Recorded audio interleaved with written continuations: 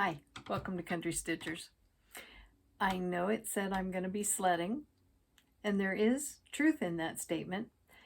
I'm not going to be on a sled, but I am going to be putting one together to finish a piece of needlework. I thought it might be fun if you got to see what I was doing. Some people haven't used perforated paper. Some people haven't done a sled pattern. I'm sure many of you have mounted them, stitched them. Some of you may have even created your own sleds. I bought my sled. This I bought at Salty Yarns. It was $10. I've had it in my stash for quite some time. I love it. I finally decided I wanted to do a large sled this year. I did 2 small ones last year. Cardinals are on them. You'll probably remember, I think I shared them just about this time last year. There are a few things that we're going to be doing when we put this together. There'll be some gadgets involved. I'm sure they've been on Gadget Corner before, but you might have fun watching with some of these. One of the things that I know we've talked about before are scissors. The ones I'm going to use today for the perforated paper are rainbow thread cutters. This is the packaging. This pair happens to be a purple pair. They come in, I think, 4 different colors. Red, purple, gray, green, pink. Oh, okay. Orange. Wow. I didn't know they had that many colors. I haven't seen all of those. They have very different tips on the scissors. These happen to be the straight edge tip. And these are fantastic for snipping perforated paper. I used these when we did our perforated paper project at our guild meeting. That would have been, I think that was last year. Might have been summertime last year when our friend Francine taught a guild program, and we learned to trim a really beautiful pattern. And I did a pin keep with mine. But back to the sledding today. I want to show you what I am doing because I'm changing my sled a little bit. I'm going to rotate the camera setup so you can see the surface that I'm going to be working on. So excuse it while it bumps a little bit here. And I'll see if I can't get this to project in a way that you can see exactly what I'm doing down here.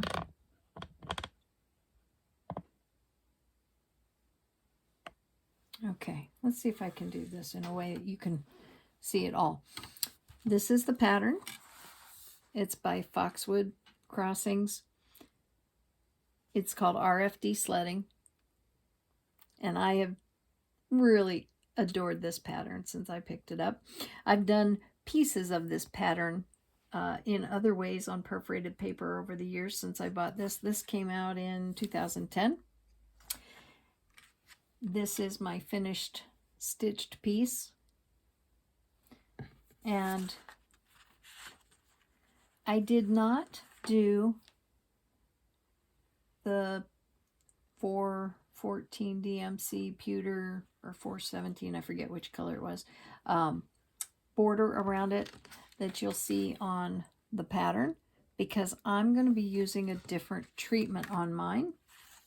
I'm going to trim mine with this small diameter chenille from Dames of the Needle. This color is Sweeney Red.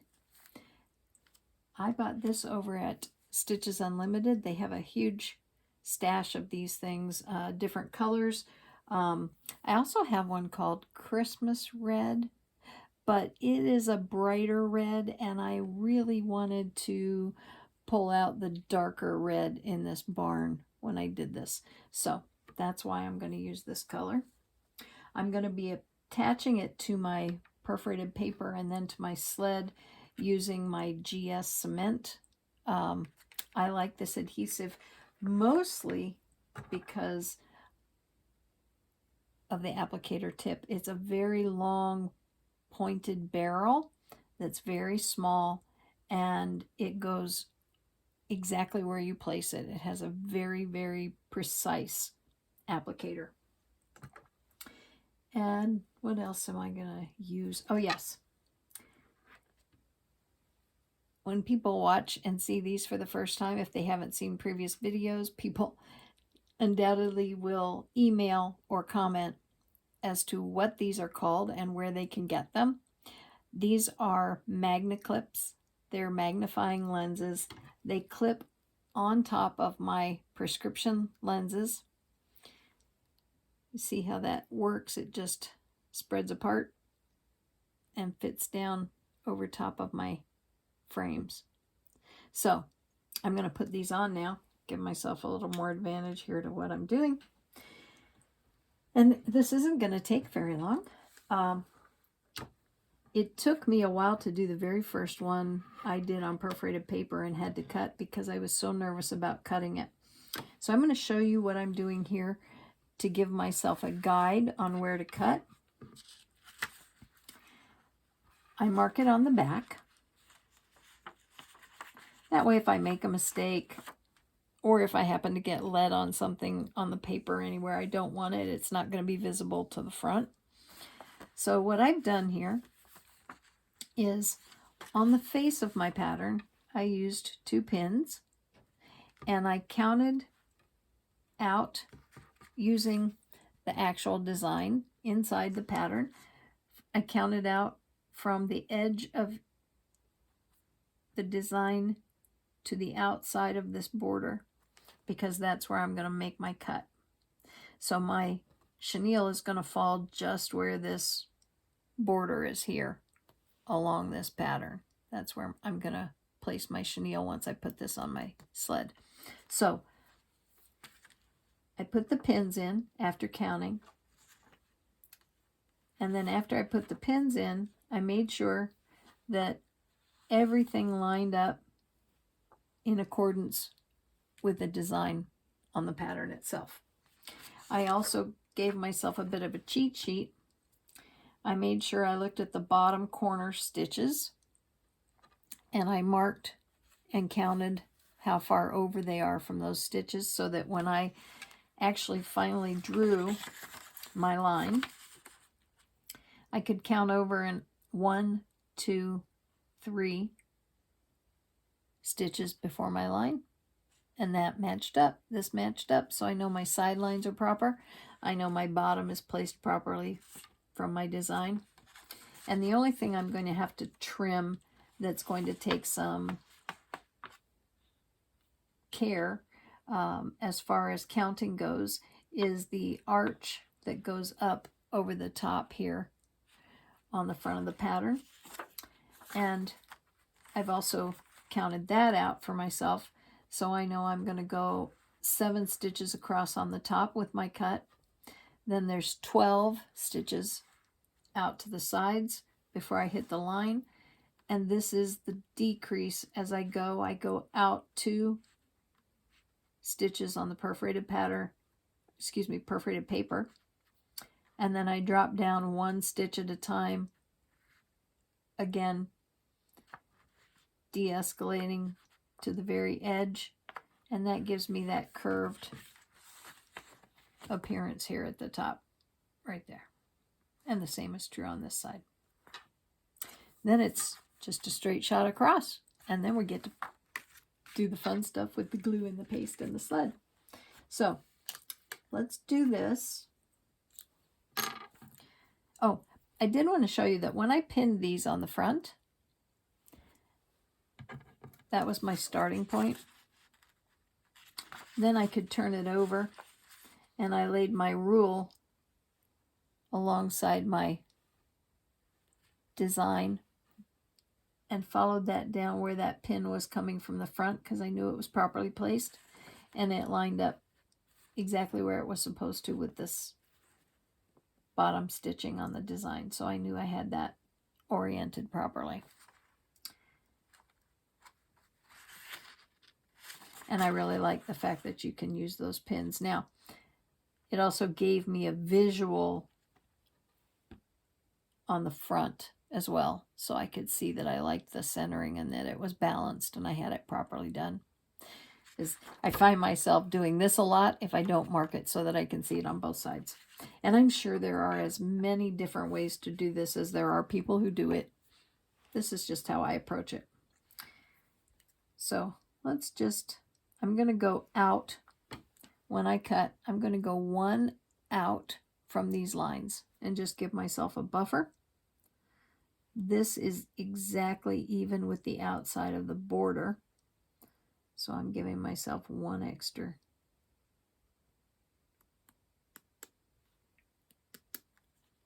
spot to cut on. And as you can see, it's not hard to cut this.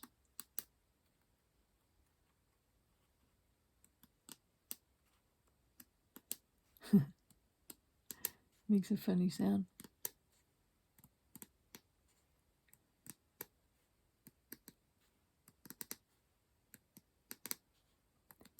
And this paper, I don't know if you've seen this as I've been stitching it, but this is a perforated paper that actually has a sort of an overdyed look to it, if you will. You can see the change in the color. It's not just a flat color, it has some modeling to it.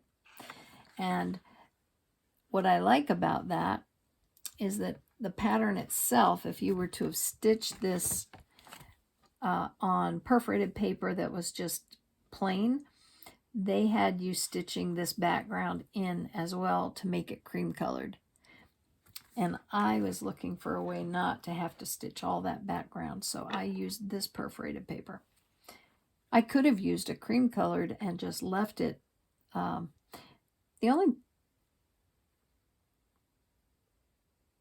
we go. We're going to start again. One over to the side of this. The only thing you have to be careful of if you don't stitch the entire background is that you don't carry any threads in a way that they're going to show through on the front when you're stitching and your stitching is complete.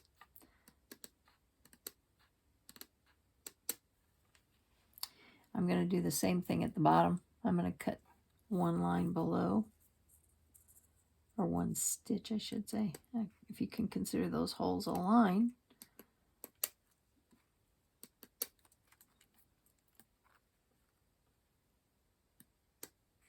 Not exactly sure what I'm going to do to finish off the top of my sled when I'm done, but I'll show you that on our next video when it's completely finished. I am going to go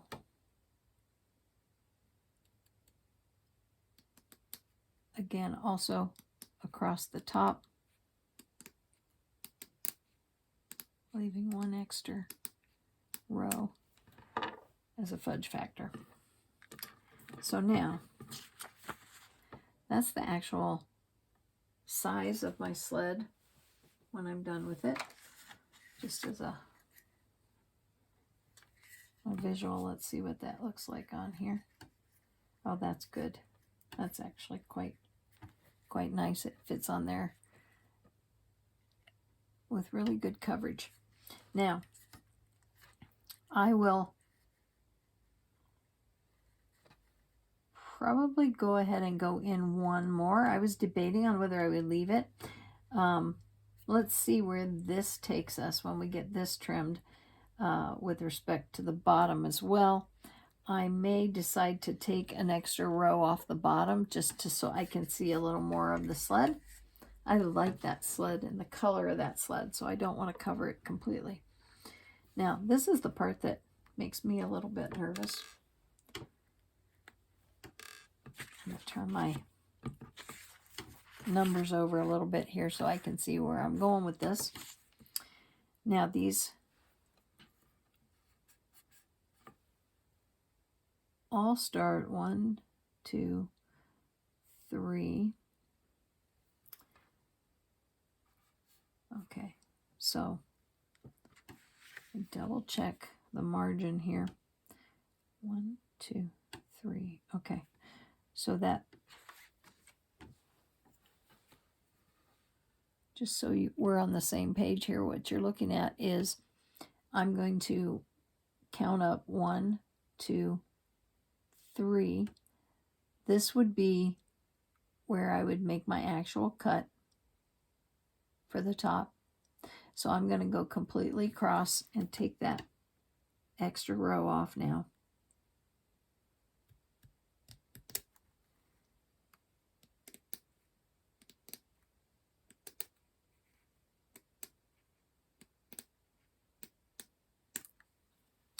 And now this tree becomes the center of the design. This top stitch is the center. So I'm going to go 3 stitches on either side. And then I'm going to drop down and come out 2. So 1, 2, 3. 1, 2, 3, 4, 5, 6, 7. Okay. So 1, 2, 3. I'm going to cut down 1.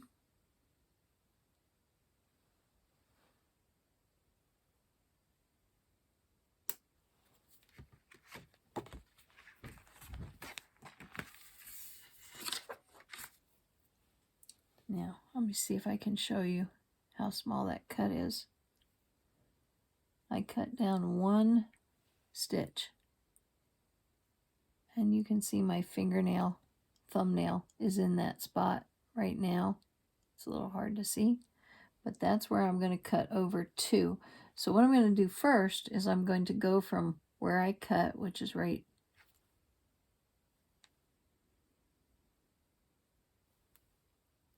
here is my cut. I'm going to go over 2, 1, 2, and I'm going to cut down there.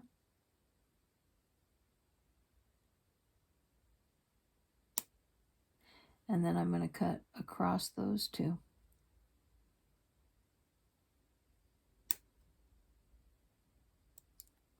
And now you can see that's my first step. Let me go this way with it so you can actually see where that's taken out at. So that's my first step of 2. Now, from here, I'm going to go down 1 more. And I'm going to come over 2, 1, 2.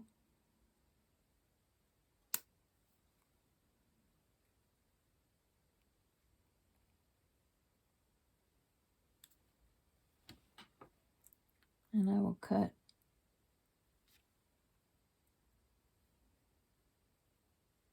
this one and that one. Now I have 2 steps of 2. Now I'm going to come down 1 more.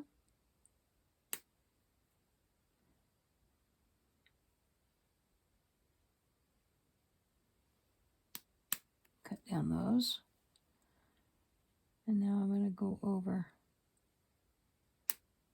these 2. Now you can see I've stepped down 1, 2, 3. I have 1 more step down of 2. So I go down 1 more.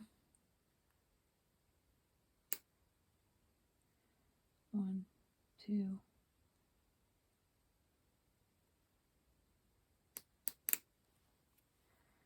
And now I will cut out these 2.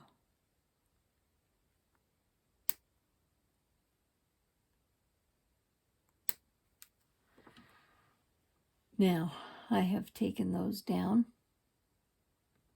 And this next batch, we have 4 rows moving out 1 at a time. So we'll go down and over 1, down and over 2, down and over 3, down and over 4, and we're perfect. And that's, see where I left the extra row there now, so you can see where that is. So everything's lining up just fine. So we're going to go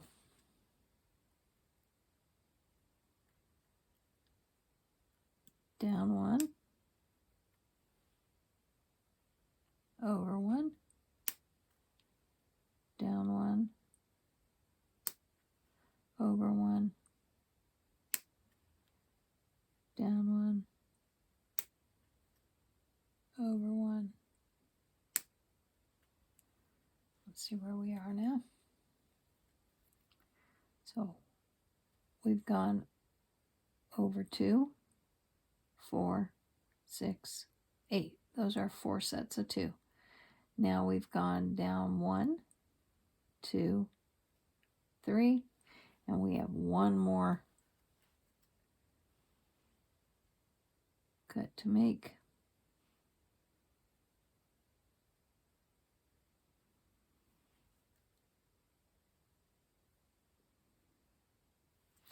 I'm going to cut that off just so I can see where I am.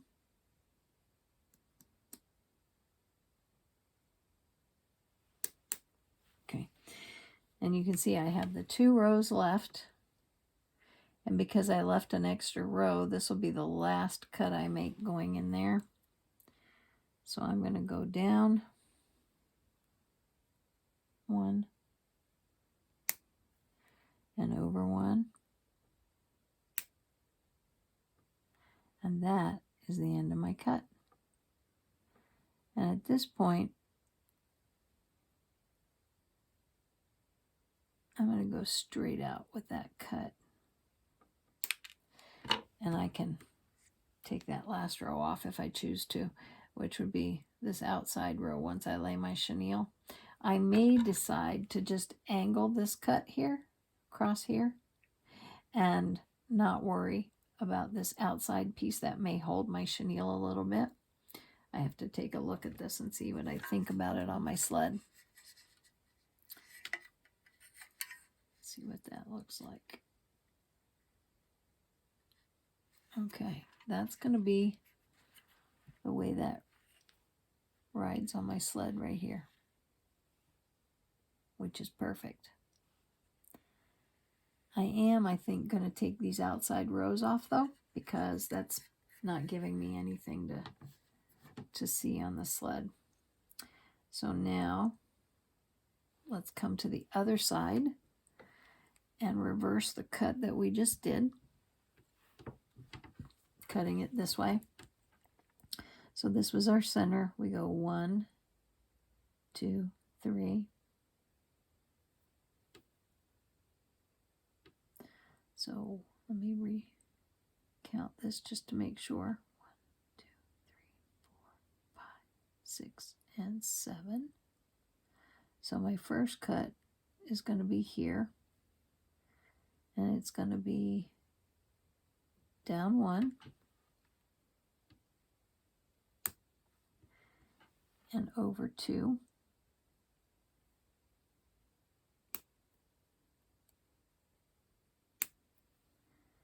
And then I can take that one out. Now I'm going to go down 1.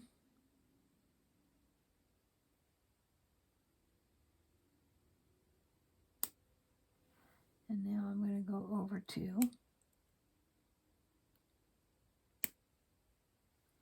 And I'll take that one out. Now you can see we've made our first 2 sets of 2 steps. Now I'm going to go down 1 and over 2.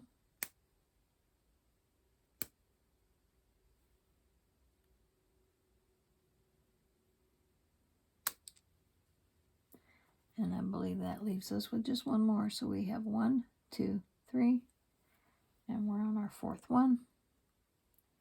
So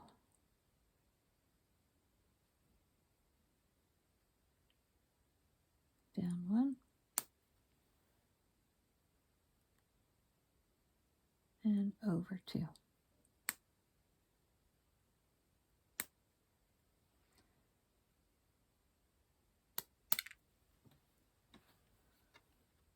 we have 1, 2, 3, 4.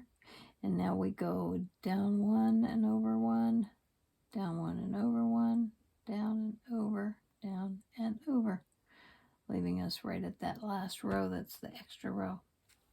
So let's go ahead and finish this. I'm going to cut this even. I'll cut it back 1 row. Just make it a little easier to cut our single stitches here. Okay, so down 1, over 1,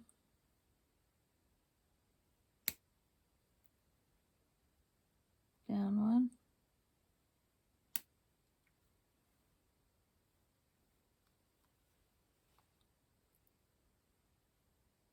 I'm going to move that out so we can see where we are.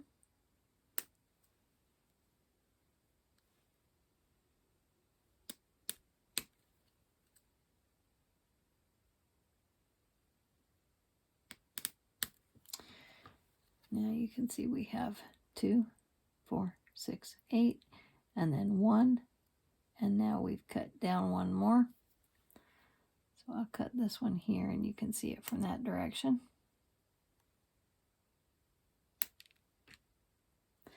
Now we're going to cut down again. Excuse me. We'll cut down 1 more right here, then over 1.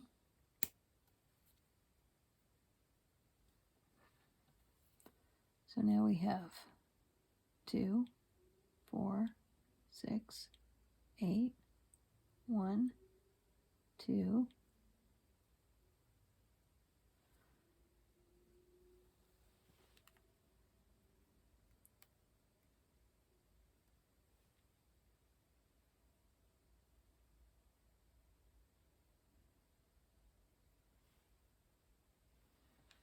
okay, so we've cut that and we go over 1, which eliminates those. And now you can see we're at our last one. So we've come 2, then over 1, 2, 3, and this is our final one right here. So I'm going to cut down my last one,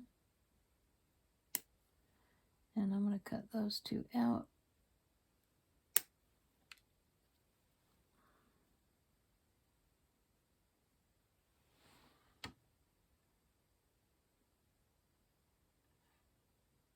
Okay, 1, 2, 3, 4, 1, 2, 3. Oh, no, I have 1 more to go.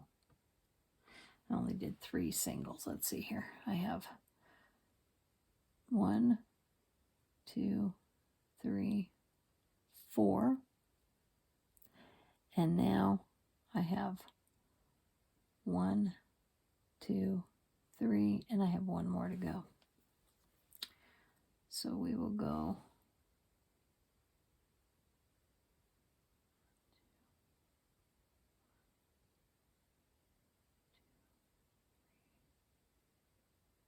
and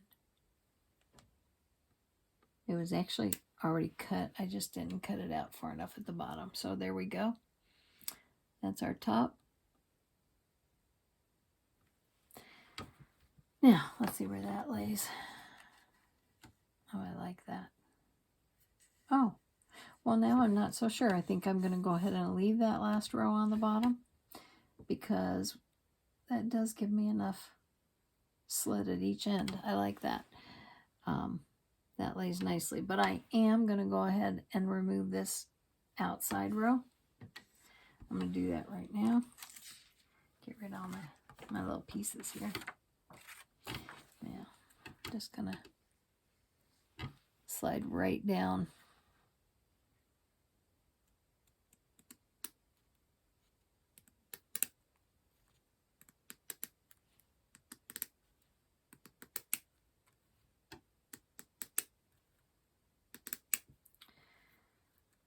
We learned a really neat pattern of cutting that we did the whole way around a pin keep I will see if I can't link that video to this one at the end, and you can go back and watch that that episode where we show those that we made at our guild meeting. They're really neat. Okay, now the last one.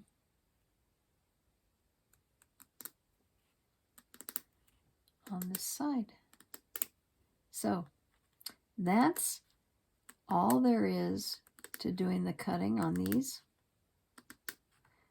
You can see that's not difficult. The big secret, of course, like everything else, is make sure you have the right tools.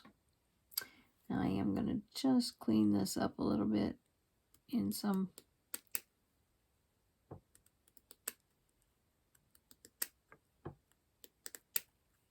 places. I'm a little closer to my hole than on others, and I'll take these little nubs off a little more uniformly here. Not that it'll show much once I put the chenille on here, but should the chenille not get perfect placement, it'll allow me to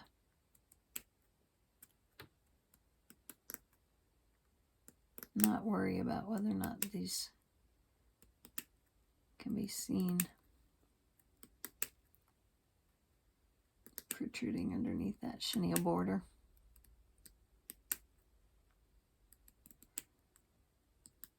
I'm in a debate right now with myself about what I want to stitch, and I am quickly coming to a place where I think I'm going to be stitching a lot of Christmas in the winter this year.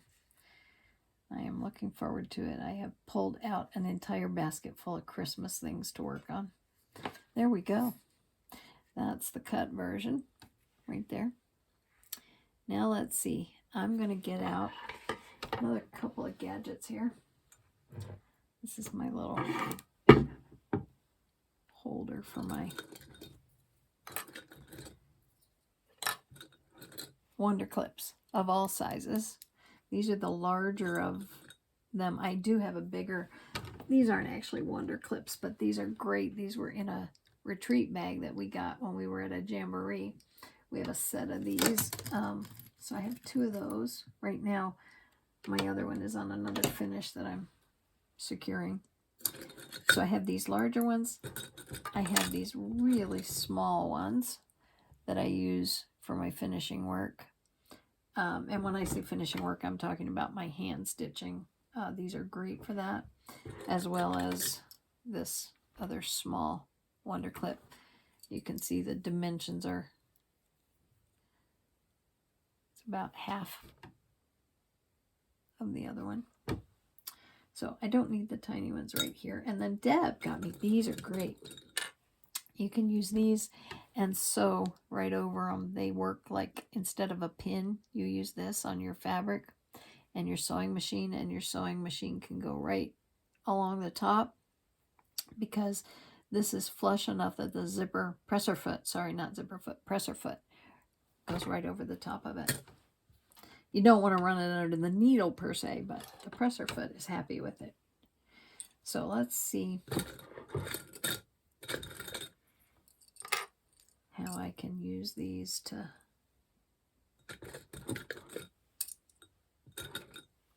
just catch my chenille. I think I can do this around it and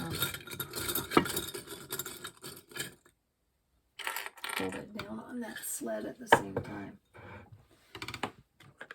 So this is the adhesive. I've already taken my chenille out and just kind of loosely wrapped it so it's free to lay. And the way I envision this is I'm just going to secure this for a visual right now. I'm not going to glue this onto the sled. I'm really debating on whether I want to glue this to the sled or sew it to the sled, and that wouldn't be hard because I could easily run a stitch up through here, tack it through the back. I could, sorry, You probably didn't see any of that, did you? I could run a stitch with my needle through this space in the sled here on the back, catch the back of my fabric, go down through the top, and just secure that there. Do the same down here.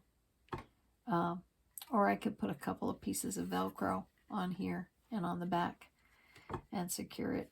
I just don't know. I'm tempted to not glue it, but you know, the truth of the matter is I'm not going to change this out ever. So maybe I ought to just secure it more to the sled too.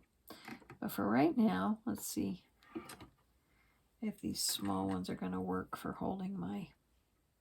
Just a minute, I'll show you where we are here. Not sure I can get in deep enough with this. No, I'm not. Okay, so I'm going to have to initially hold it with the bigger one. That's okay. All right, so we're going to leave a tail. Start it down there. Okay, the bigger ones are going to work. I'm going to pull out a couple more of them. I have a handful. I think I have 6 or so of those. That sounds fun. Kind of reminds me of a big jar of marbles, doesn't it? All right, so I thought I had one more of these. It might be stuck in my finishing bin. Here it is. Ta-da! Okay. Present accounted for. I'm going to go ahead and use this same adhesive for positioning my... You know, the hardest thing about this glue is getting this tiny, I don't know if you can see that tiny little needle in the lid right here, is getting this back inside the receptacle on the tube up here. You can see that. And there's the tiniest little bead of glue. That's how it dispenses. So I'm going to run a bead of glue on the sled right now. See if I can't do this in a way that you can see it too. I've got that pretty well where I want it. So I'm going to just lift this and run a little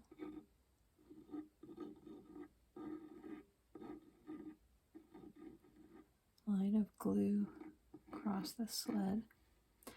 And then I'm going to just place a few more.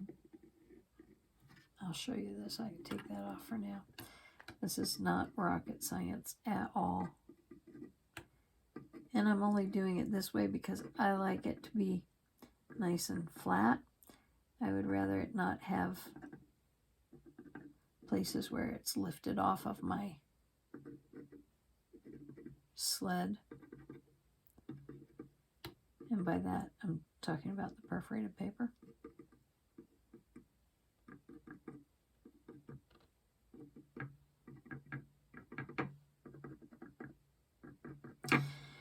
Now, at the edges of this is going to be where the chenille is, so that'll have more glue on it, and I think I'll be fine.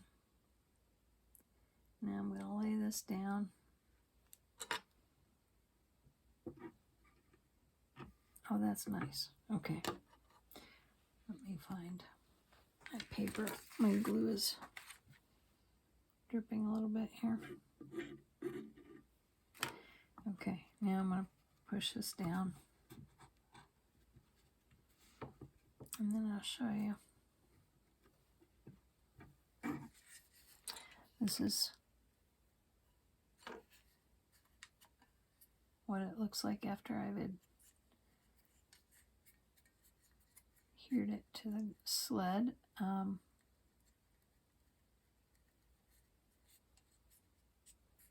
do like that. And I am going to use these larger clips that will hold the perforated paper onto the sled as well as the trim around the outside. Now the trim part, And this is a first. I've never put this chenille on here before. I'm going to run this one right on the last row all the way around. So this is just going to ride right in this last space the whole way around my sled. So it will in fact be the edge of my piece. I'm going to lay a bead of glue as I go. That's, sorry. It's a little block there. Okay. So let's see if I can do this in a way that you can see it as, you know what? This is probably a little too late, but let's see if I can get this out here a little farther. There we go. Okay, so I'm going to run a bead of this right along the bottom.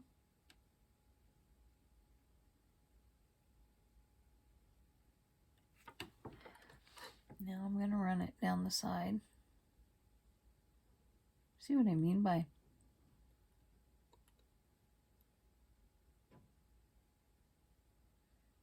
how precise you can be.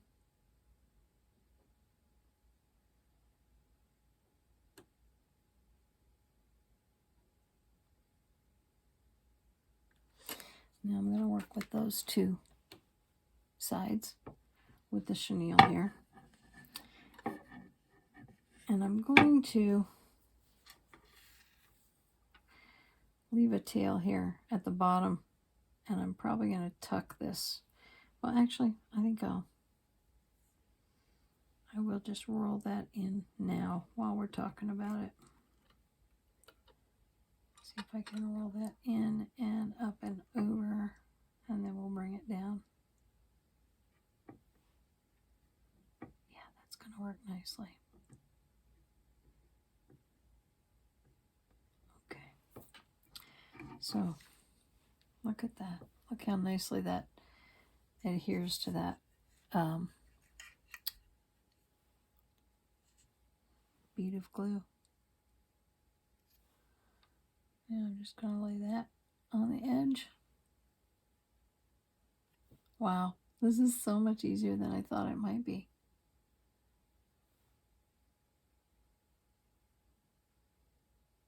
Right to the edge.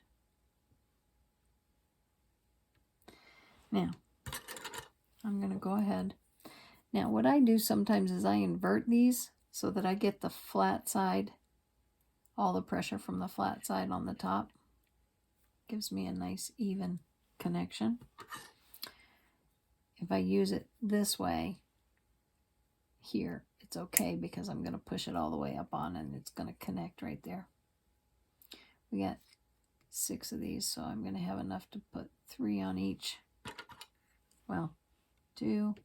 I'll probably put 1 here. Let's see how that works out. We'll decide where to put them. All right, now this is going to be a little trickier. I think I'll turn it and come at it this way. And again, I'm going for that outside edge. We're going to have to hit the points on this because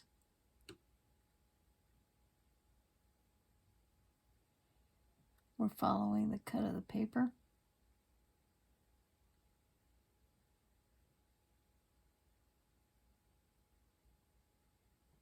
And then I just follow that 1 down, 2 over, then 1, 1, 1, 1, 1, 1, 1, and 1.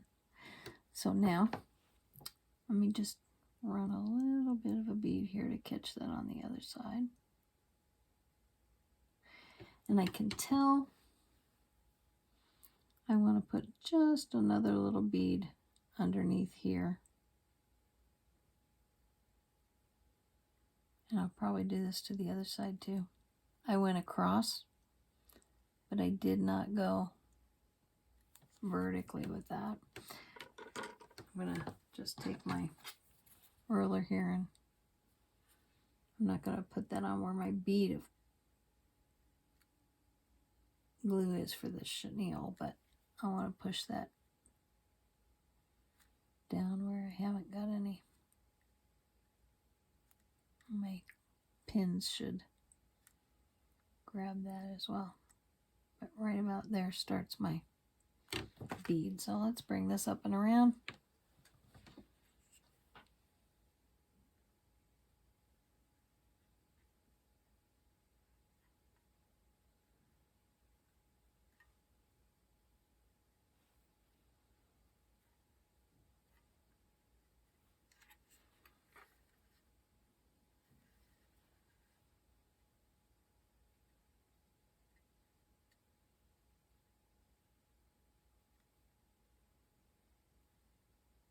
There we go.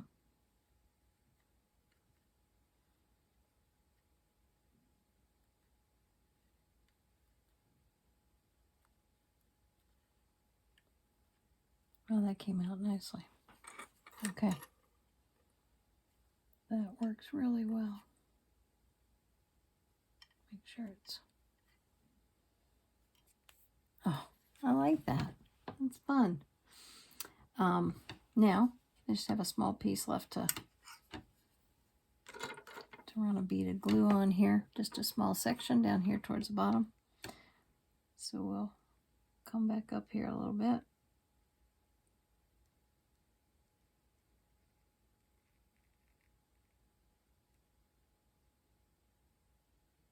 I try not to squeeze any harder than I need to, because you know how it is when you have a vacuum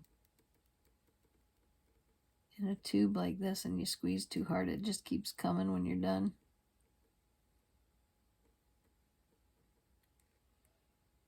Alright, and then I'm going to put another bead under that to position that last piece of chenille when we're done. Let's roll this up on there. And I assume it's a little difficult to tell the kind of pressure I'm using, but I'm using very little pressure at all. I'm just laying this up there and letting it grab on the glue. And that way it lays nice and freely and it's not stressed or pulled. So it's not smashed either. And I'm just making sure it's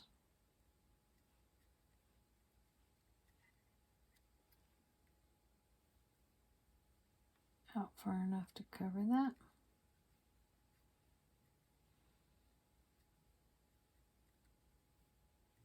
Okay, I like that. Bring this over at the bottom. Now, that's where it ends up. I just have to decide, do I want to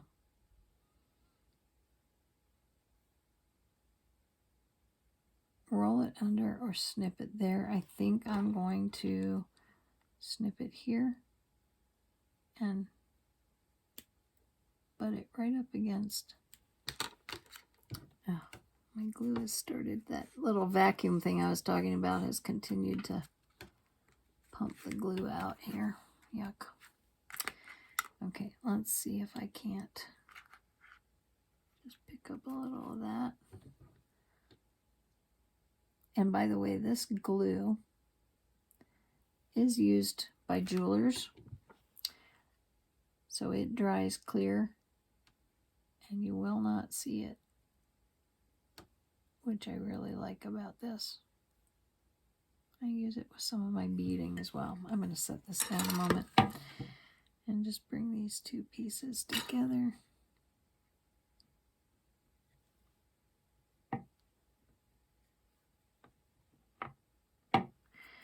I'm debating on whether or not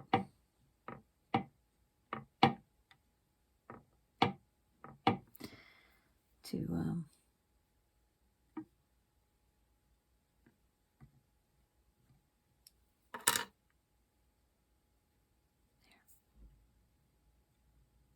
should do just fine. Oh, I like this. Okay. I'm going to take the clip off for a minute. Let you see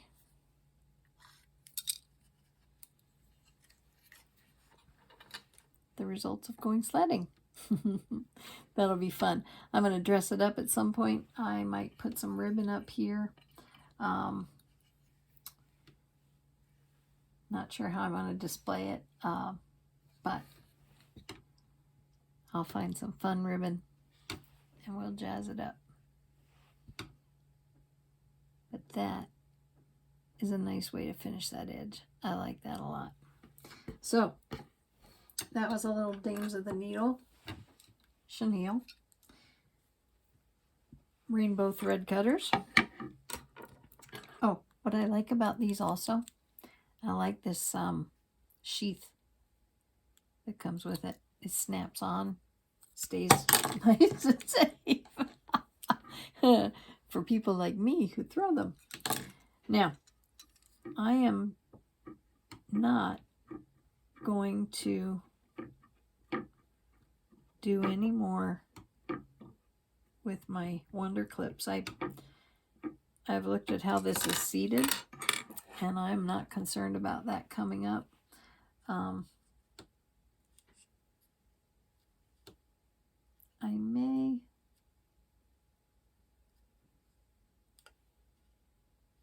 may choose to put a tiny bit more on this one side over here. You can't see it, but trust me, I'm gonna just drop my glue down in there for a second. For some reason, this edge didn't bite, so we'll give it just a little bit more help here. I'm running this applicator right underneath the sled, the pattern as it sits on the sled at the edge there. And now that I've done that, I'm going to cap this so I can keep it from doing what it's doing right now.